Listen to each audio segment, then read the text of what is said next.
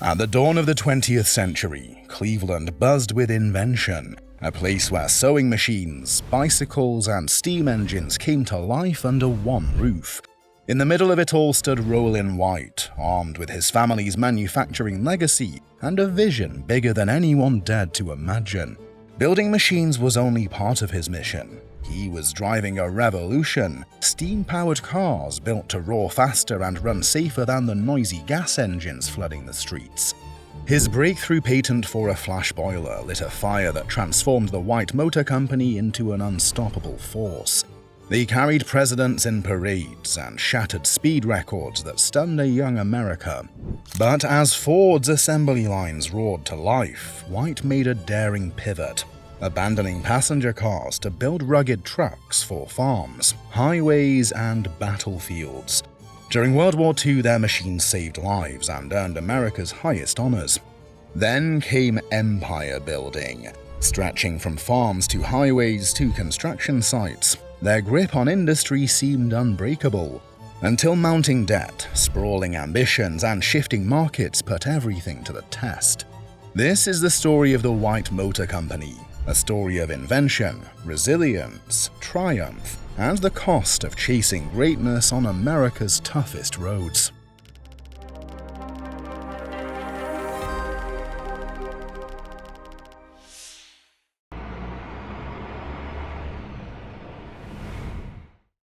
The year is 1900, and Cleveland is thick with noise and ambition. Horse-drawn carriages clatter down cobblestone streets, while steam hisses from early automobiles that break down more often than they run. In a massive factory building, Rollin White stands over a workbench, frustrated with yet another failed steam car design. This young inventor stood apart, armed not just with ideas, but with the vast resources of his father's industrial empire. Thomas H. White had built the White Sewing Machine Company into a manufacturing giant. Since 1858, the company had cranked out thousands of sewing machines, then expanded into roller skates and bicycles. The Cleveland factory hummed with precision machinery and skilled workers capable of building almost anything. Around 1898, Rollin White began experimenting with automobiles, using the factory as his ideal playground. That year, his father bought a loco-mobile steam car, and Rollin started to study its mechanics. But the vehicle was a disaster. It took forever to build up steam pressure, the boiler was dangerous and unreliable, and when Rollin tried to sell his improved boiler design to other manufacturers, nobody was interested. Meanwhile, Thomas remained cautiously curious about the automobile craze sweeping America. The sewing machine business was profitable and reliable. Why risk everything on these noisy, unreliable contraptions? But here's the thing about breakthrough inventions. They often come from people who refuse to accept that something can't be improved. Rollin White patented his flash boiler design on October 6, 1900, as US patent number 659,837. This wasn't just another steam generator. His revolutionary system generated steam rapidly and safely, dramatically reducing water volume compared to traditional large drum boilers. The flash boiler meant faster steam generation and safer operation, exactly what steam cars needed to compete.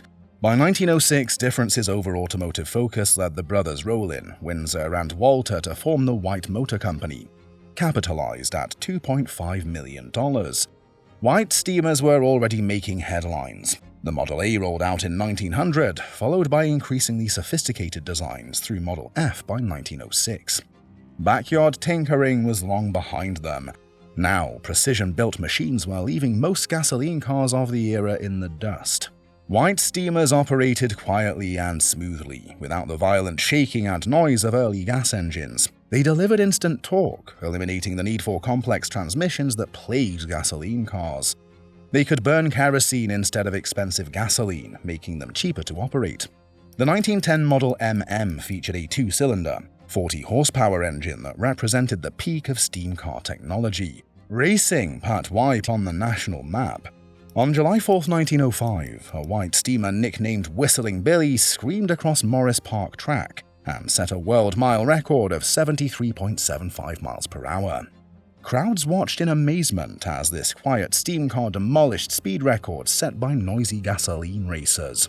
President Theodore Roosevelt noticed. He included a white steamer in his 1905 inaugural parade.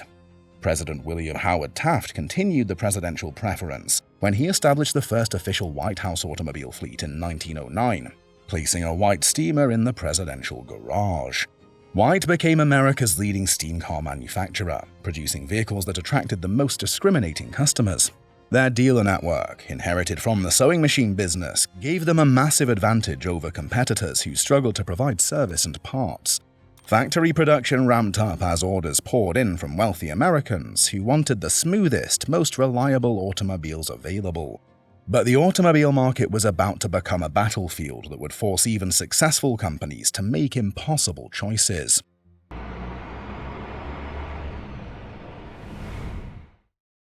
By 1918, White Motor Company made a decision that seemed insane. While Ford was cranking out Model Ts by the millions and General Motors was buying up competitors left and right, White walked away from the passenger car market entirely. Far from struggling to survive, they'd earned the trust of presidents. From Roosevelt's parade to Taft's official White House fleet, each appearance was more than a sale. It was an endorsement no amount of money could buy. But here's the thing about being respected. It doesn't always pay the bills. Ford's assembly line had changed everything. By 1927, Ford had built 15 million Model Ts, proving that mass production meant lower prices and bigger markets. White found themselves squeezed between Ford's cheap cars for the masses and Cadillac's luxury vehicles for the wealthy. Their steam cars required specialized knowledge to operate and maintain. Gasoline infrastructure was expanding faster than steam could compete. Most importantly, White was trying to compete in too many markets at once. Then World War I changed the game completely. While other manufacturers struggled to adapt their passenger cars for military use, White discovered something remarkable. Their trucks worked. Really worked. The US Army needed reliable vehicles that could haul supplies, equipment, and troops across terrible roads and rough terrain. White's standard Class A truck became the backbone of American military logistics. By the war's end, White had delivered approximately 18,000 standard Class A trucks to US forces. These weren't just sales numbers, they were proof of concept under the harshest conditions imaginable. Tsar Nicholas of Russia placed a massive order for White trucks before the revolution, generating publicity that money couldn't buy. Every truck that survived combat conditions became a rolling advertisement for White's engineering excellence. Military mechanics learned to trust White trucks because they kept running when everything else broke down. By 1917, White's truck sales had already surpassed their car sales. White captured 10% of US truck production at war's end, while competitors struggled to match their commercial vehicle success.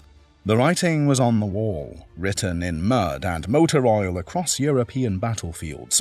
So in 1918, White Motor Company stopped building passenger cars entirely.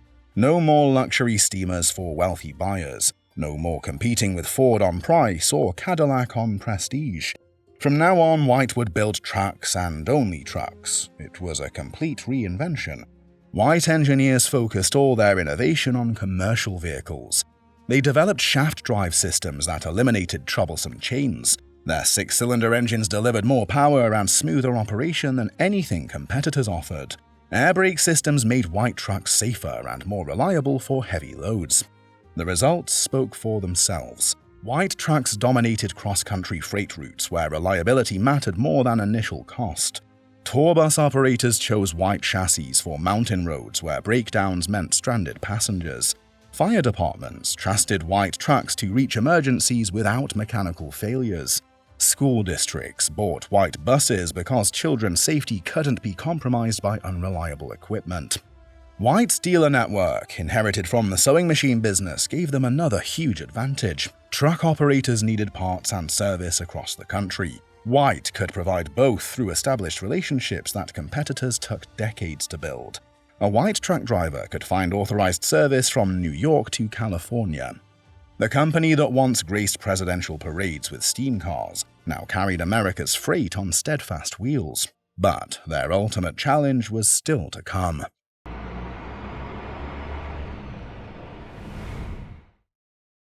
When the world went to war, so did American industry.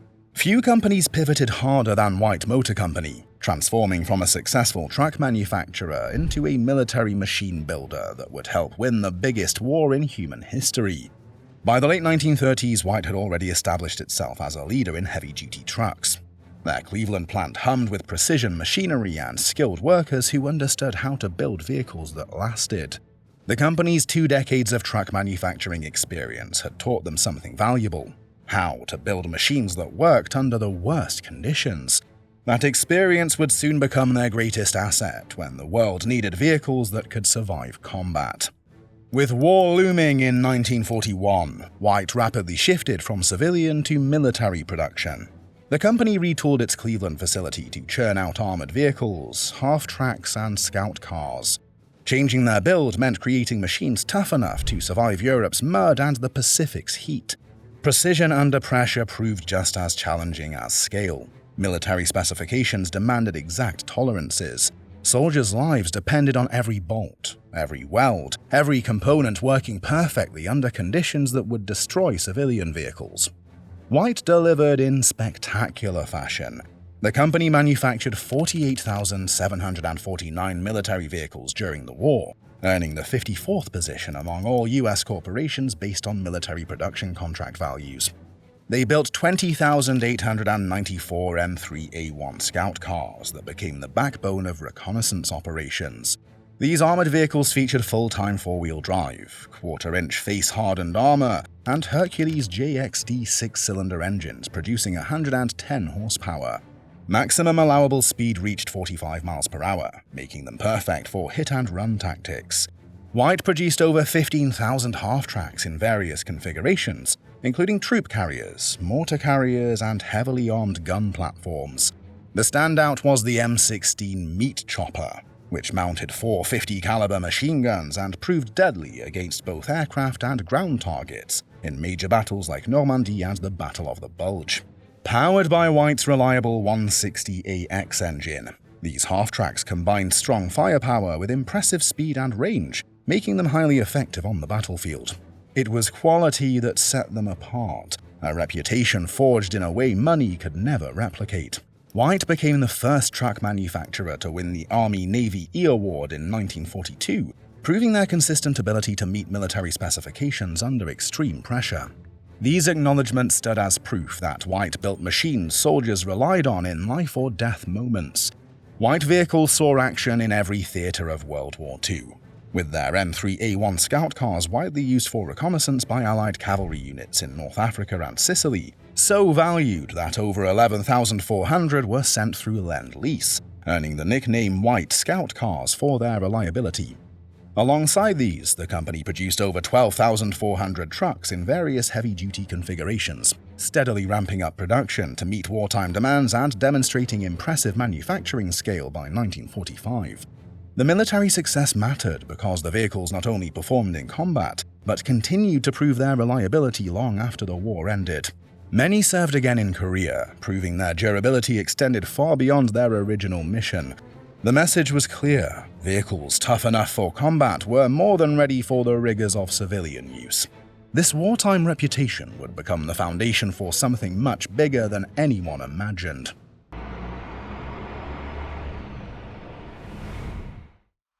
White Motor Company seized that momentum and transformed it into something unprecedented.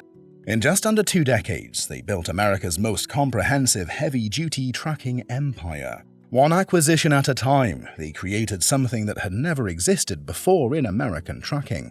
Picture White Motor Company in the early 1950s, under Robert Fager Black's leadership. The company had emerged from World War II with proven manufacturing capabilities and a dealer network that stretched across America. But Black saw something bigger. He understood that the trucking industry was changing fast, and companies that didn't grow would get left behind. So in 1951, White made its first major acquisition by purchasing Sterling Trucks, strengthening their position in the severe-duty truck market and gaining access to expanded manufacturing capabilities, plus an established customer base. The Auto Car Company acquisition in 1953 showed White's smart approach to empire building. White kept manufacturing and marketing Autocar-branded trucks after the acquisition.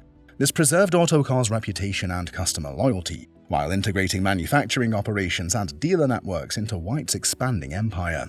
White also struck a distribution deal with Freightliner that lasted from 1951 to 1977, giving them access to innovative cab-over designs without developing their own. The acquisition pace accelerated dramatically through the 1950s. REO Motor Car Company joined the portfolio in 1957, followed by Diamond T in 1958. Each purchase brought additional manufacturing capacity and market presence, but also increased operational complexity that would test White's management abilities. By 1967, White merged Diamond T and REO into a single Diamond REO division, marking the peak of brand consolidation before financial pressures mounted. Here's where White's empire reached its full scope. By the late 1960s, the company manufactured trucks under multiple brand names: White, Autocar, Diamond REO, and Western Star. This multi-brand strategy allowed White to serve different customer needs while leveraging shared manufacturing resources, dealer networks, and component sourcing. The trucking industry called them the Big Four in heavy-duty trucks. White's diversified portfolio enabled them to compete across the entire heavy-duty truck market, reaching $770 million in revenue by 1967, almost a six-fold increase since 1950. Not content to focus solely on trucks, White expanded into agricultural machinery by acquiring Oliver Corporation in 1960, followed by Cockshut Farm Equipment in 1962 and Minneapolis Moline in 1963. These moves were driven by the need to achieve scale necessary to compete with established full-line manufacturers. White capitalized on Oliver's and Minneapolis Moline's strong diesel power plants, along with modern tractor manufacturing plants and established dealership networks. The Hercules Engine Division acquisition in 1966 strengthened White's engine manufacturing capabilities across all their diversified machinery lines. This gave White more control over their supply chain and improved integration of engines into various product lines. Then came 1968 and the Euclid acquisition. White purchased Euclid Inc. from General Motors for $24 million after an antitrust suit forced GM to sell the division. This brought White into the off-highway earth-moving equipment market, with Euclid's $49 million in annual sales from specialized dump trucks and earth-moving equipment. White Motor Company had built an industrial empire that spanned trucks, farm equipment, and construction machinery. They commanded respect across multiple markets and generated revenues that few companies could match. But empires built on aggressive expansion often carry hidden vulnerabilities that only become visible when tested by challenging conditions.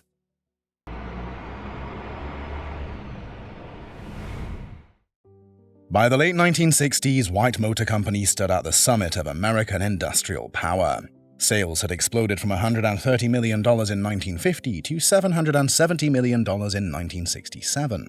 That's almost 6 times bigger in less than 20 years. Net income hit $32 million in 1966, the highest in company history and a testament to this golden age of growth. White wasn't just building trucks anymore. They were running a sprawling transportation empire that stretched across multiple industries. Their dealer network had grown significantly, giving them coast-to-coast coverage that competitors couldn't match.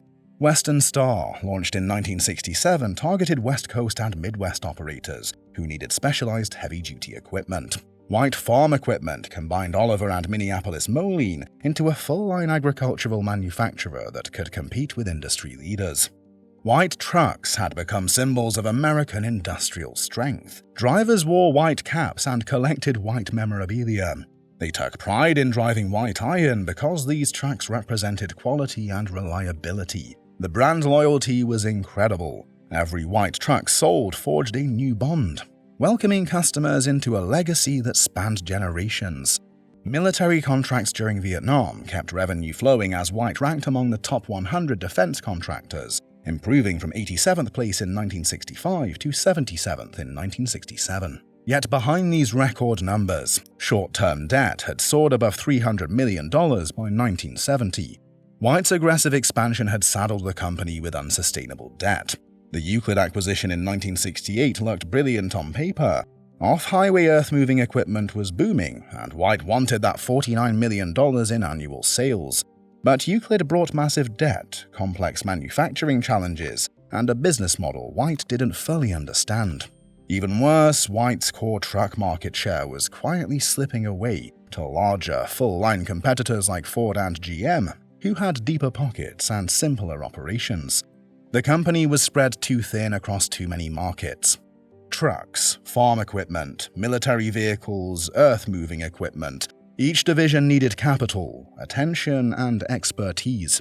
White's management was struggling to control an empire that had grown too big, too fast, with too much borrowed money.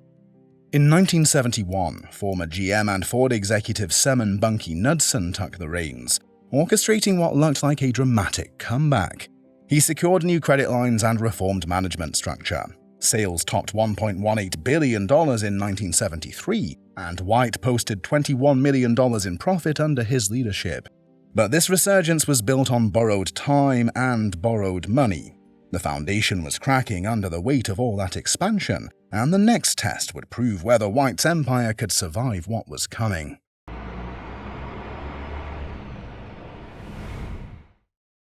The 1973 oil crisis delivered the knockout punch that White couldn't survive.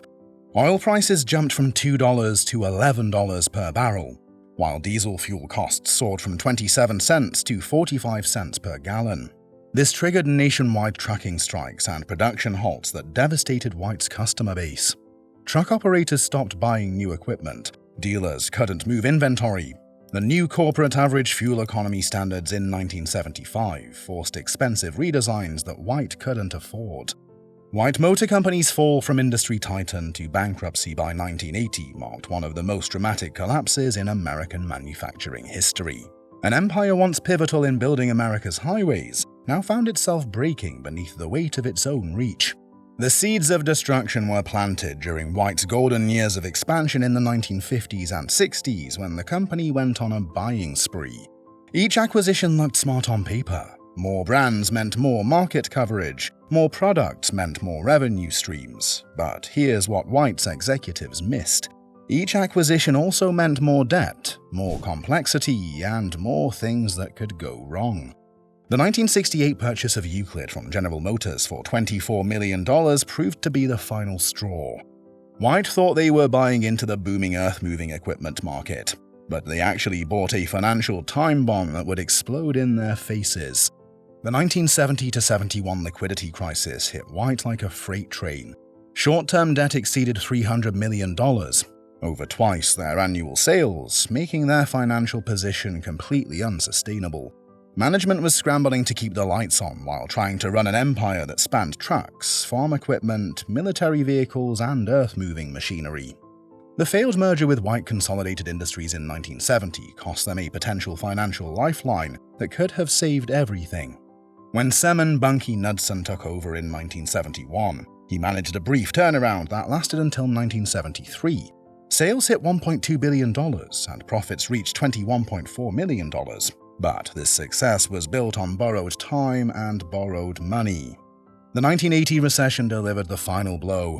White's market share in heavy trucks collapsed from 20% to just 6.2% in the first 7 months of 1980. The company reported a staggering $46.8 million loss on sales of $524.3 million during the first half of that year. With credit lines unrenewed, White faced immediate liquidity meltdown and filed Chapter 11 on September 4, 1980, listing about $1 billion in unsecured debt. White's collapse showed that even industrial giants could crumble when overextended and undercapitalized. But the story wasn't over. It was just the beginning of a new chapter.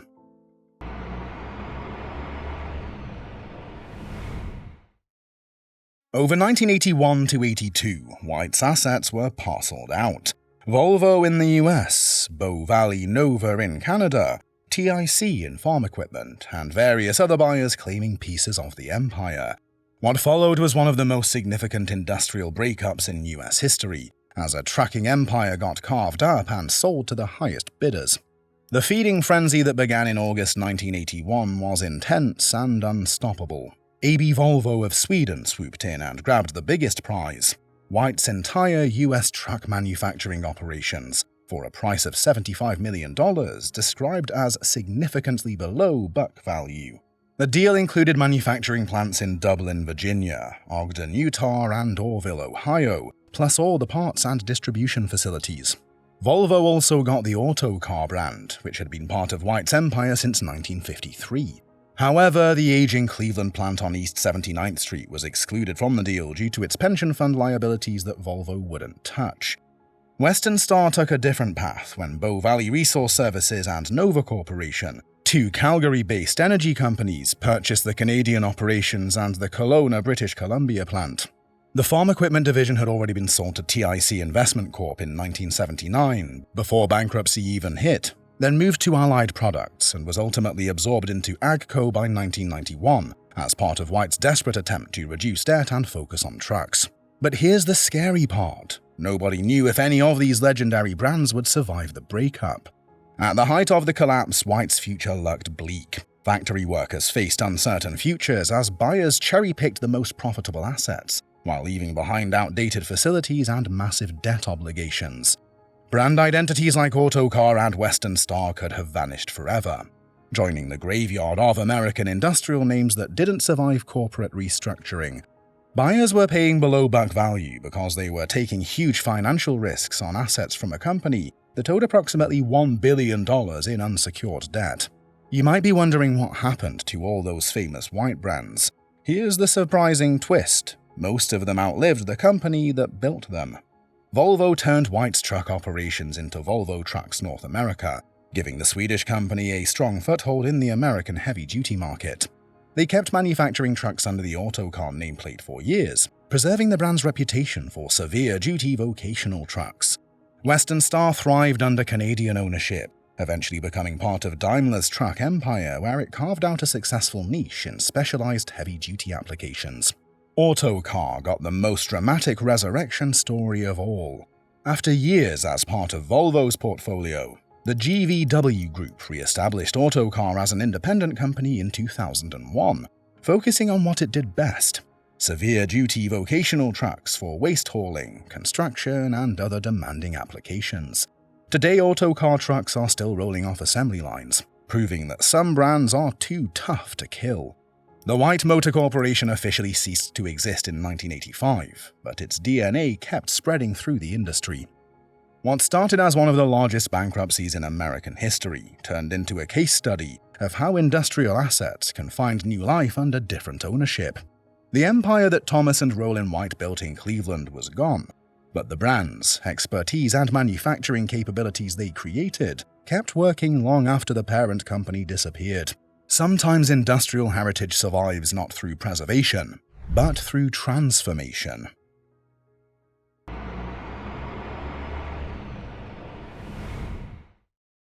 Known for pioneering key innovations like Rollin White's 1900 steam generator patent and the groundbreaking 1949 tilt cab and cab-over engine truck designs, White set industry standards that influenced truck manufacturing for decades.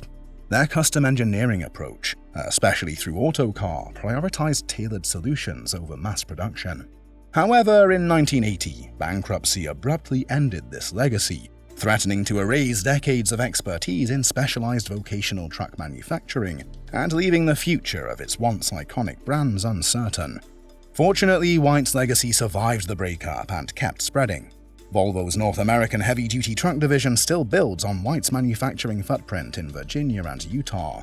Autocar was revived as an independent company in 2001, still building severe-duty vocational trucks today. Western Star thrived under Canadian ownership before joining Daimler's truck empire. Even Freightliner traces part of its success to White's distribution partnership from 1951 to 1977. Today, you can still see White's influence rolling down highways, even if you don't recognize it. Though gone for over 40 years, White Motor Company remains one of America's most underappreciated industrial giants. The collector community keeps White's memory alive through organizations like the American Truck Historical Society, the White Steam Car Registry, and military museums that actively preserve these machines. You'll find restored White trucks at shows across America, everything from pristine steamers to battle-scarred road boss models. White Motor Company's story teaches us something important about American industry.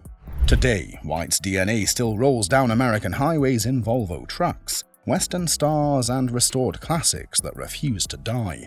At shows like the Iowa 80 Trucking Museum, You'll find white Model 706 buses and road boss trucks still on display, steam cars lovingly maintained by the White Steam Car Registry, M3A1 Scout cars preserved in military museums, and freight haulers that still work after 50 years.